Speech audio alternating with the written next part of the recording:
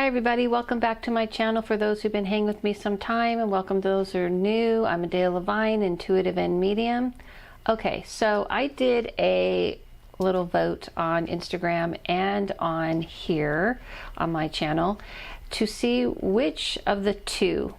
One of them I get requested a lot, so I was surprised at the other one out, which is what are archangels or how to spiritually protect. So spiritual protection won quite a bit actually. So even though I've had a lot of requests about archangels, this seemed to be more important. Maybe this is what people feel they need at this time. So I'm going to go over some things. I'm going to show you the things I use. But like everything I say to you, do what works for you and throw out what doesn't work for you. What do I mean by spiritual protection? I'm talking about literally spirits. Yes. Meaning not, I've done another one on if you have paranormal activity and things like that. I've done other videos on, but this is if you are trying to connect to that realm and you want to talk to that realm, even if it's those that are close to you, you want to create a protection of energy around you. Okay, so hold on, I need water. Okay, so in order to do that, there's different ways. Some people, I have different options for people who don't like to use certain things. So I've tried to do a variety of things, of product, I should say. Now, before I show you that, I just want to say a few things you can do that don't require any type of product in hand or anything of that sort. Number one thing, verbally make it clear that you are trying to communicate with so-and-so and so-and-so. In other words, if it's grandma or a friend, those are the ones you want to communicate with, and you say, I put a protection around that, and any of those ill intention or any other type of energies, I am not wanting to open myself up. So we're not pushing out or bringing in like people think, because that realm is existing in this realm with us all the time. So you're basically saying, I'm just not open to talk to you. I'm not opening the door. I'm not logging on and onto your Facebook page and Instagram and having a conversation. You're being very clear. The mistake a lot of people make is they say, oh, there's spirits that are around. I really, know they're here. They're harmless. I don't mind. It's okay. Boundaries, people, boundaries. Boundaries in everything that you do in life, right? And including with that realm. What people don't realize is that realm is actually very not reverent, so they'll push boundaries and they'll not ask for permission, and for the most part, those who are friendly and the ones aren't trying to do that, but the ones that I call bad boys and girls that want to kind of push the line will do that.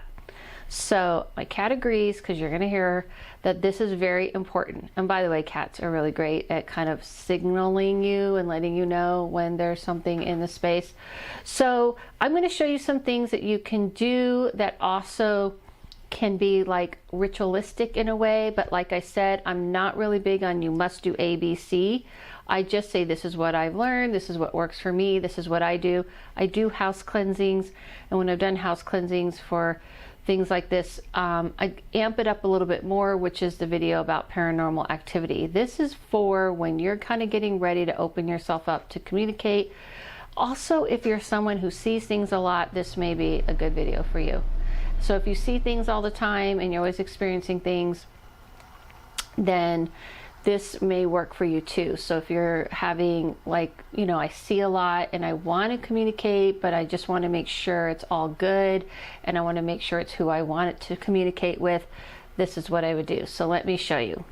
Okay, first I want to light this up so that we can go ahead and let this start burning. This is a coal. This is called King's coal that I like to get, and you can get these online, and they're basically used for hookahs. I've shown them on here before. This is my basically my canter, my holder with the handle, and I'm going to go ahead and light it. These burn really hot, I'm warning you, and really long. The bigger, the longer. The smaller ones, which they do have, I get the big size, burns for probably about 2-3, maybe for about 2 hours, the small ones, but the big ones can be like 3, sometimes I've seen it even go longer. The big part about this is that you burn it. Once you burn it, then you see it'll start to sparkle, and it travels all the way across the coal, and it will be red hot. Now you don't have to use this. This is what I use. You can use a stick. You can use, some people use Palo Santo. Some people use just the plain old stick. Some people do oil incense.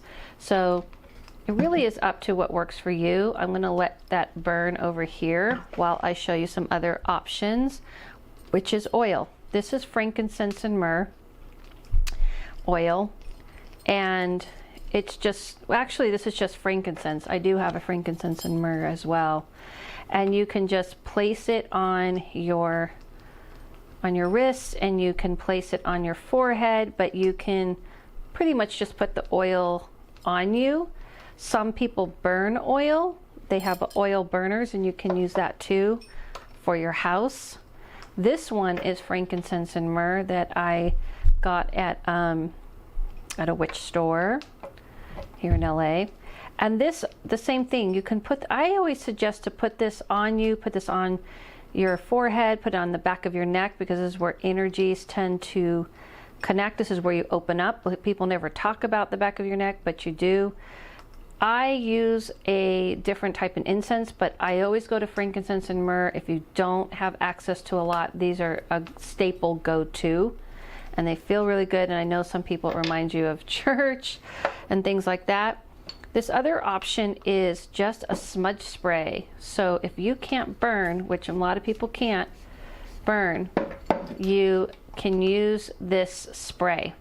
And you can use the spray, just spraying it out all around what I'm about to show you that you should do with incense. You can substitute the spray. You can even use a lavender spray, or any kind of spray that you like that kind of has a higher frequency, I should say. I don't know if a higher frequency, but I wouldn't say use rose or lavender for too much cleansing. I would push more going into like sage or frankincense and myrrh, and they have that in a spray as well. Although lavender can be nice and feel really good, and it can do the same intention. So it is all about your intention is the most important key. So speaking of lavender, this is a lavender by, of course, it says, I got this at the Mystic Museum, but this is definitely was made by Dylan, my Mystic Dylan, and that he put these together. And this is a white sage. So you can use sage. I like to use loose. I'm not really big on sage. So here's my little speech on sage. Sage wipes everything out. So if you are going to sage, it should be really one time for that week. You don't do it every time. People have activity, they feel things, and they sage and sage. You're wiping out all energy. So you want to layer your energy in the space. That's what incense is for. So if you're going to sage, then you need to do whatever incense or spray or oil afterwards. It's kind of like putting your essence, your stank on it, right? So, okay. This is, before we get to that, this is called Gloria, and I get this on Etsy by Soul Niche. She's great. She sends them out on time. You can get them in small to big, packages.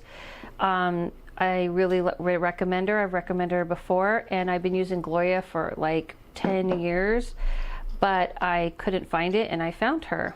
So I didn't find it through her. I just needed to find a place to get it. So this is made up of frankincense and myrrh and dragon's blood. By the way, if you can get dragon's blood and frankincense and myrrh at the same time, that is awesomeness, because the frankincense and myrrh wipes everything out, and the dragon's blood lifts the energy. It lifts it. So if you're going to sage, which by the way, I'm going to show you a little something, you can throw on a little loose sage right at the same time that you are putting on this incense. You can do it at the same time.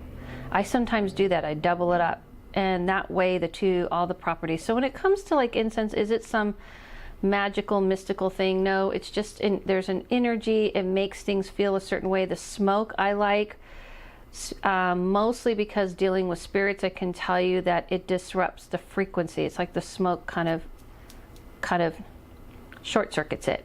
That's how I feel. I know it sounds strange, but it's just what I've come to experience. I like the way it feels. I think this is kind of an old world thing, kind of smoking stuff out and cleansing. I feel like it's just kind of organic. But you don't have to do it this way. Like I said, you can take those substitutes. What you're going to do with this, though, I'll show you in a minute of how you want to operate using this in your home. For yourself, when you're communicating and you want to have spiritual protection, use some kind of crystal. I like plain quartz, but not everybody. Some people like some people like onyx. Some people like, I mean, I can name a million ones that people like more, and that's totally fine. I use plain quartz, clear quartz, because I like to push the energy in that I want and change it as I feel like. So some sort of crystal in your hand to kind of push the energy that you're feeling around you and to filter it out. And also, these are things you could put on your altar for protection if you're doing altar type work, but it does not necessarily. This is a dagger. This is just representation, again, of protection. And if you want to put that by you, I'm kind of more recommending if you're trying to open yourself up and you want to do spiritual protection around for spirits, you can put representation. Not everybody, you don't have to have a full-on altar to do that. These are just representations. So you can have this here and this here, and you can even put this out and you say, okay, I'm ready to open myself up. I don't recommend putting all this type of stuff by your bed. Not a good idea unless you want to sleep, okay? So I'll show you how you can use these things, these properties, and what you should do around your house and around your person. So once you have this lovely smoke rising, and if you're using this, or if you're using the spray, the substitute, you do the same. You want to go around your head, and you want to even go around your throat and your chest and your stomach. I've even sometimes put it on the floor and let the smoke rise. It just feels really good. You can feel it. But when you go around your house and you want to cleanse because you want to open yourself up, but maybe you've been a little bit nervous because you feel like there's too much energy, go around your doorways, go around your windows, and you say this is a place of light. Only those with good intention are invited in. Or I really like to say you're invited to speak. Those I don't want, no. And you got to be firm about it. So this isn't, again, about paranormal activity or if you're having activity. This is more if you're someone who's opening yourself up to this sort of thing and you want to feel like you're doing stuff to protect. You can go around your bedroom, the same thing. Go around your bed and wave this around your bed, even your bathroom, even your closet. And so you do it around yourself, around the back of yourself, and just kind of let it burn. That's for that. For the spray, do the same thing. You just kind of go around those areas, same exact thing around the door. Because if you're someone who doesn't like this smoky incense, that's completely fine. And for your person, I was describing to you that when you want to put this on, I actually do this, and this is all intuitive around my wrist because I just kind of feel like these are a representation of lifelines, or throat for speaking, and around the heart and the back of the neck. I just do a little dab. And that's a whole nother video about energies on why the back of the neck. You can also do this, before you use your crystal, you can just put it in the smoke like this, kind of getting it cleared and ready, and hold it in your hand. So I know people like black tourmaline as a way of protection. I'm just not drawn to it, so that's why I suggest you go with what you're drawn to. All of these things are the things I have found that work, and these are things you can kind of set up very minimally. Even if you know, not everybody's going to have like a dagger like this, you know, and all that kind of stuff. So you can be very minimal in just like incense or spray and a candle, but it's about the intention. Be in the intention that The spirit world can't just push you around. They're not in charge of just this whole situation. You have to kind of lay the groundwork, not the groundwork, but you need to lay the boundaries down of what you're okay with and what you're not. So don't be, oh, can you please, but don't do that. You have to be firm and use whatever you believe in. Whatever you believe in, if you believe in angels or such like that, then invite that in. So that's what people wanted to know. I hope that answered your questions. I did use matches when I lit the coal.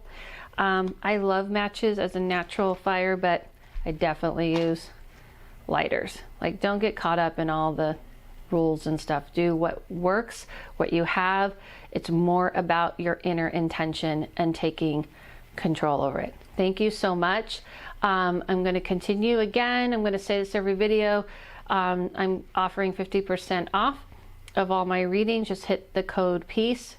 Also, I'm doing a class May 2nd. You guys again voted for me to teach you how to astral project. So these things I'm showing you about protection is good to do when you're practicing that as well.